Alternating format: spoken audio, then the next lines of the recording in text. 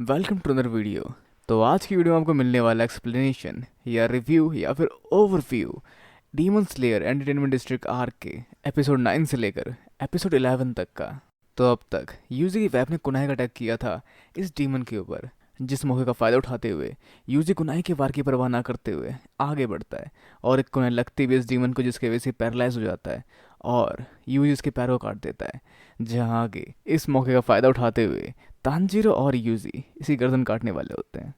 तब आगे कहानी में मतलब एपिसोड 9 में ये डीमन बचा लेता है अपने आप को और यूज़ करता है अपनी शक्तियों का, जिसकी वजह से तांजीरो और यूजी की तलवार उस तक नहीं पहुंच पाती। जहाँ यूजी तांजीरो को पीछे करके अपनी शक्तियों से लड़ना शुरू कर देता है इससे, क्योंकि शायद तांजीरो उसके वार की बराबरी नहीं कर पाता। पर तभी ये डीमन यहाँ से निकल जाता है और उसकी बहन के किमोनो वाले ब्लेड्स वहाँ पहुँचते हैं और पीछे जहाँ उसकी वाइफ खड़ी होती है वहाँ पहुँच जाता है डीमन और उसे पकड़ लेता है। जहाँ यूजी फंसा हुआ है किमोनो के बारे में और शायद वो नहीं बचा पाएगा अपनी वाइफ को, लेकिन तभी तांजीरो उसकी तरफ बढ़ता है, जिसको कि ये डीमन इग्नोर कर चुका है क्योंकि शायद वो थोड़ा कमज़ोर है। जहाँ वो पहुँचता है वाटर ब्रीथिंग और फायर ब्रीथिंग टेक्निक का कॉम्बिनेशन बनाते हुए तेज़ी और शक्ति के साथ, जिसको ये भाप नहीं पाता और बचा लेता है यूजी की वाइफ को। तो अगला वार इसका तांजीरो के ऊपर होता है, लेकिन समय रहते ही वहाँ पहुँचता है यूजी और मौके का फ़ायदा उठा के गर्दन काटने वाला होता है।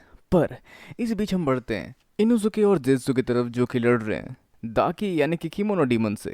और जहाँ पर ये लोग गर्दन काटने वाले थे वहाँ ये तलवार पकड़ लेते हैं इन दोनों की और अपने वार से अपनी गर्दन नहीं कटने देता। मतलब दोबारा वो अपने ब्लड आर्ट यानी कि उस स्पाइरल वाले पावर का इस्तेमाल करता है, जिसको यूजी संभालते हुए तांजीरो को भेज देता है जेत्सु और इनुजुकी के साथ लड़ने के लिए।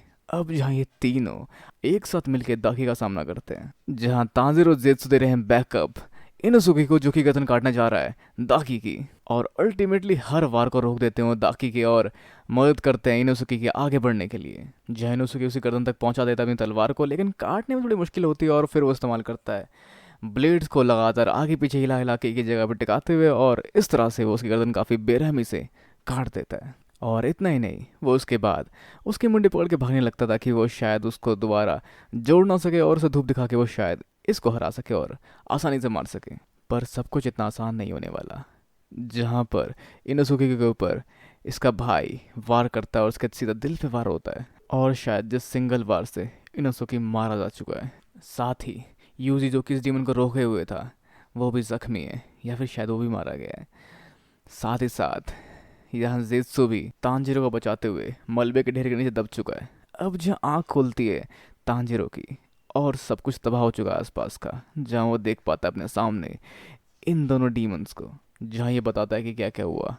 जहाँ इनोसुकी मारा जा चुका है, यूजी भी शायद अब मारा जा चुका है, और जेत्सु मलबे के ढेर के नीचे दबा हुआ है, जो कि शायद धीरे धीरे पर कभी ना कभी या फिर शायद जल्दी ही मारा जाएगा। तो बचा हुआ है यहाँ पे सिर्फ तांजीरो, जिसकी उंगली पकड़ के मरोड़ देता है पीछे की तरफ और तड़पा रहा होता है उसको। जहाँ तांजीरो नेजुको को उसके डब्बे के साथ उठा के वहाँ से भागने लगता है, जो शायद उसका आखिरी रास्ता होता अपनी बहन को बचाने का, क्योंकि जो भी यहाँ उसके दोस्त थे और करीबी थे सब मारे जा चुके हैं। पर इस डीमन को ये मंजूर कहाँ था जो वार करता तांजीरो पे, और तांजीरो एक किनारे होकर गिर जाता है। पर तभी वहाँ पे वो झटपटाता हुआ उसके ऊपर कुछ चीज़ें फेंकने लग जाता है। पर छोटी मोटी चीज़ों से क्या ही होने वाला है। जो बढ़ता है तांजीरो की ओर और उसके सर के पास अपना सर रख कर कुछ बोलने लगता है, जिस पल का इंतजार शायद तांजीरो को भी था, और वो उसे अपने सर से टकरा के मारता है। जैसे डीमन को ज़्यादा कुछ तो शायद नहीं होने वाला होता, लेकिन वो डगमगाने लगता है क्योंकि यूजी वाइफ का वो कुनाई वही था जिसको तांजीरो ने चालाकी से उसके ऊपर लगा दिया था, जिससे वो अपनी शक्ति लगभग कुछ सेकंड के लिए खो चुका था। और तांजीरो का ये हेड बट या फिर सर का वार काफ़ी भारी साबित हुआ उसके ऊपर, जिस मौके का इस्तेमाल करते हुए तांजीरो अपनी तलवार से उसके सर काटने के लिए यूज़ करता है फायर ब्रीथिंग टेक्निक का, और उसकी बहन इस बीच में आ रही होती है। लेकिन तभी वहाँ पर जेत्सु अपनी शक्तियों से बाहर निकलता है और काफ़ी तेज़ी से उसकी तरफ बढ़ता है, जो फिर बाद में यूज़ करता है अपने गॉड स्पीड का, और अपनी स्पीड और तेज़ी से इसको उसकी मुंडी के साथ और उसके उस वार के साथ रोके हुए वो कहीं दूर ले जा रहा होता है अपनी स्पीड से। पर तांजीरो का यह मामूली सा वार और डीमन के ऊपर इस्तेमाल किए जाने वाले उस पॉइजन से कहीं कुछ होने वाला था उस डीमन को, जो वापस अपने फुल फॉर्म में आने लगता है और काउंटर करने जा रहा होता है तांजीरो के वार को। लेकिन तभी यूजी उठ खड़ा होता है और उसे लड़ना शुरू कर देता है, जो कि अभी हारा नहीं था और वो उसमें भी अभी काफ़ी दमखम बाकी है, जो कि हरा के नहीं मानेगा उस डीमन को, जो कि उसके वारों का रिदम महसूस करते हुए उसको रोक रहा होता है। और एक बराबरी की टक्कर दे रहा होता है उस डीमन को। जहाँ तांजीरो भी यूजी का साथ देने के लिए आगे बढ़ रहा होता है, लेकिन उसकी स्पीड काफ़ी स्लो होती है यूजी की तुलना में। मतलब जहाँ पर वो इस डीमन के हथियार का वार अपने जबड़े पर खाता है, लेकिन यही कहाँ रोकने वाला था तांजीरो को, जो उसके बाद भी अपनी तलवार घुमाकर एक क्लियर कट वार करता है उस डीमन के गर्दन के ऊपर। पर तांजीरो की स्ट्रेंथ इतनी ज़्यादा नहीं थी जिसको वो बूस्ट करने के लिए यूज़ करता है उस मोड का जो कि उसने गलती से इस्तेमाल किया था इसकी बहन के अगेंस्ट लड़ते हुए, और जिसके इस्तेमाल से वो मक्खन में घुसते हुए चाकू की तरह काफ़ी आसानी से इसकी मुंडी काट देता है। पर इसको हराने के लिए दोनों भाई और बहनों की मुंडी साथ में कटनी चाहिए, या फिर शायद दोनों की ही मुंडी कटनी चाहिए, जहाँ के लिए जेत्सु उसको काफ़ी तेज़ी से दूर तो ले जा रहा होता है लेकिन मुंडी नहीं काट पाता। पर तभी यहाँ पड़ता है इनोसुके, जो भी मरा नहीं है और जो काफ़ी लचीला कर सकता है अपने शरीर के अंगों को और अपने दिल के पोजीशन को चेंज करके, वो अभी भी जिंदा है मतलब, जहाँ पर वो भी मदद करता है अपने ब्लेड से दोबारा आगे पीछे करते हुए, खचखच करते हुए उसकी मुंडी काटने में, और इस तरह से दोनों भाई बहन डीमंस की मुंडी एक साथ कट जाती है। और काफ़ी ड्रामेटिकली वो मुंडी उड़ते हुए एक साथ एक दूसरे को देखते हुए एक दूसरे के अगल बगल गिर जाती है। पर ये सब खत्म नहीं हुआ, क्योंकि यूजी शांत नहीं दिख रहा और तांजिरो अपने होश आवाज़ में नहीं है। तो क्या है ये और क्या होने वाला आगे, जहाँ आगे इस डीमन के कटी हुई मुंडी वाले बचे हुए शरीर से वही ब्लड आर्ट सामने आता है, जिससे आसपास का सारा एरिया तबाह हो जाता है, जिसकी चपेट में तांजिरो और बाकी के सभी लोग भी आते हैं, जो शायद अब बिल्कुल नहीं बचे। पर ऐसा बिल्कुल नहीं है, क्योंकि इस वार के दौरान निज़ुको अपने डिब्बे से बाहर निकलती है और अपने डीमन ब्लड आर्ट से इस डीमन के ब्लड आर्ट को न्यूट्रलाइज कर देती है, और सभी लोग उसके वार से बच जाते हैं। जहाँ उसका आकार पहले से छोटा हो चुका है और वो उठाती है तांजिरो को, जहाँ वो उठ के उसके छोटे से आकार को देखता है और समझ पाता है कि ये सब शायद नेज़ुको ने ही किया है।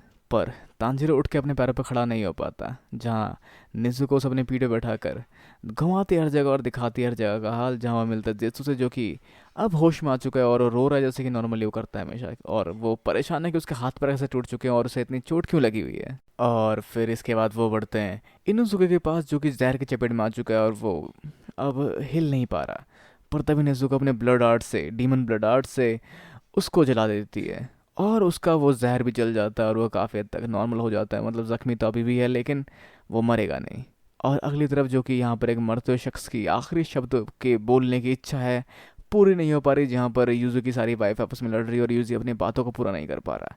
पर तभी यहाँ पे उसकी जहरीली बॉडी को आग दे देती है नेज़ुको, जिससे उसकी वाइफ चिढ़ जाते हैं, लेकिन ये उसके जहर को काटने का तरीका था और वो अब नहीं मरेगा। तो हम बढ़ते हैं आगे कहानी में, जहाँ पर हम पहुँचते हैं डीमंस के पास जिनकी मुंडी कट चुकी है और जो दोनों भाई बहन काफ़ी हद तक निराश हैं और लड़ रहे हैं, जहाँ एक दूसरे को कोस रहे हो कि शायद तुम्हारी गलती थी ये। पर तांजिरो उनको ऐसा करने से रोकता है, क्योंकि वो जानता है कि भले दोनों डीमन थे लेकिन काफ़ी कमाल के भाई बन रहे होंगे ये लोग एक समय पे, जिस रिश्ते को उन्हें ऐसे ख़त्म नहीं करना चाहिए था, और ये सब गलत है। जिसके बाद शुरू होती फ्लैशबैक स्टोरी इन दोनों की, जहाँ ये दोनों सच में आपस में भाई बहन थे। जहाँ पहले ये पैदा हुआ था, जो कि गरीब घर में पैदा हुए थे, और जिसके वजह से इसकी माँ इसको हमेशा मारने की कोशिश करती थी, लेकिन ये मरा नहीं और काफ़ी कमज़ोर था, जो देखने में काफ़ी बदसूरत था, और लोग उस वजह से चिढ़ा करते थे और कई बार इस पर पत्थर फेंक के भी उन्होंने वार किया।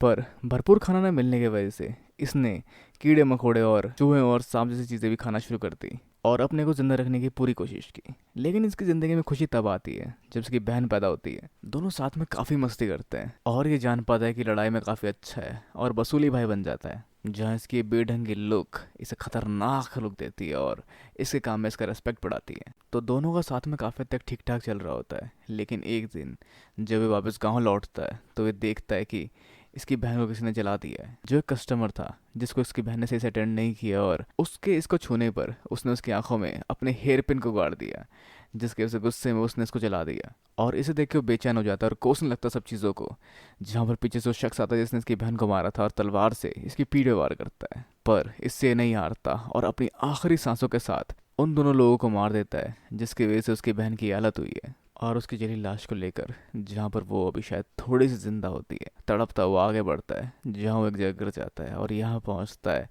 6th रैंक का एक डीमन, जो कि इसको देखता है और डीमन बनने के लिए शक्तियाँ देता है। जहाँ इसको डीमन बनने से कोई परहेज नहीं था, क्योंकि इस दुनिया से इसको क्या ही मिला है, इस दुनिया ने इसको क्या ही दिया है जिसकी ये परवाह करे। पर अगर समय में पीछे जाया जाए और देखा जाए तो ये सब इसी की गलती थी, जिसकी वजह से इसकी बहन की वो हालत हुई और ये दोनों डीमन बने। क्योंकि अगर ये उसकी संगत में ना रहती तो एक कमाल की ओयरन बनती और समाज में उसे उसके बाद रेस्पेक्ट मिल जाती। या फिर अगर वो किसी अच्छे घर में पैदा हुई होती तो एक नॉर्मल लाइफ जीती और काफ़ी खुशी से रह रही होती। अब जब मरने के बाद ये नरक पहुंच चुका होता है, मतलब चॉइस होती है नरक की तरफ बढ़ने की, जहाँ पर ये सोचता है कि शायद इसे अपनी बहन का साथ छोड़ देना चाहिए और उसको छोड़ के वो आगे बढ़ रहा होता है। पर उसकी बहन उसके पीछे पीछे आती है, जहाँ पर कभी ना कभी उसने वादा किया था कि उसका साथ कभी नहीं छोड़ेगी, जिसकी वजह से चाहे उसे नरक में जाना हो या स्वर्ग में, दोनों को साथ में जाना पड़ेगा, क्योंकि जो भी इन लोगों ने अब तक किया है इसमें दोनों का ही हाथ था और दोनों का ही सारा गेम था। तो बचपन की बातों को याद कर ये लोग बढ़ जाते हैं नरक की आग में अब खुद को झोंकने के लिए, जो एक थोड़ा सा इमोशनल पार्ट था। और इसके अलावा डीमन स्लेयर के लोग यहाँ पहुँचते हैं इस सब का रिपोर्ट लेने के लिए, और शायद यहाँ पर काफ़ी कमाल के थे इनोसुकी, जेत्सु और तांजिरो, क्योंकि अल्टीमेटली एक हायर रैंक का डीमन था जिसे कहते हैं द सिक्स्थ, जिसने इनकी इतनी बुरी हालत की और जहाँ पे शायद अकेला अगर ये हाशिरामा होता तो मारा जाता। जहाँ तांजिरो, जेत्सु और इनोसुके की कमाल की शक्ति और सपोर्ट के वजह से उसको हरा पाया, जैसे कि रेनगोकू के टाइम में नहीं हो पाया था, क्योंकि ये लोग शायद उतने कैपेबल उस समय थे नहीं। और शायद काफ़ी तक रेनगोकू और यहाँ पर यूजी बराबर के, मतलब बराबर की पावर लेवल रखते हो, पर जो भी चीज़ें काफ़ी हद तक चेंज होती रहती है और शायद हो सकता है जिससे रेनगोकू लड़ा हो और पावरफुल डीमन रहा हो। तो इस सब के अलावा ये खबर पहुंच चुकी है हेडक्वार्टर्स में भी, जहाँ इनके बॉस जो है, जो काफ़ी हद तक बीमार या फिर किसी डीमन की वजह से जख्मी लग रहे हैं, इस खबर को सुनकर फूले नहीं समाते, पर वो काफ़ी बीमार भी होते हैं साथ में। तो उनकी उम्मीद अब फ्यूचर जनरेशन के डीमन स्लेयर्स के ऊपर है, जैसे जेत्सु, इनोसुकी और तांजिरो। और इस सब के अलावा यहाँ एक हाई रैंक का डीमन मारा गया है और मीटिंग शुरू हो जाती है। सबको बुलाया जाता है इस डीमन मीटिंग में, जैसे कि शायद पहले सीजन में भी हुआ था। तो अब क्या होगा आगे, और इस सब के साथ सीजन 2 या फिर the entertainment of district arc ख़त्म होता है। तो अब इंतज़ार रहेगा कि क्या होगा आगे, जहाँ पर हमारे सारे के सारे वॉरियर्स अब भी जोश से भरे हुए हैं और काफ़ी तक खुश है कि वो सब अभी जिंदा है, क्योंकि ये फाइट काफ़ी खतरनाक थी जो कि इनमें से किसी को भी मार सकती थी। तो ऐसा आप क्या सोचते हैं सीज़न के बारे में? अपने विचार हमने कमेंट बॉक्स में बिल्कुल ना भूलें। इस वीडियो को लाइक, शेयर और चैनल को सब्सक्राइब करना भी बिल्कुल ना भूलें। तो उसके लिए मिलते हैं अगली वीडियो में। Sayonara and have a nice day.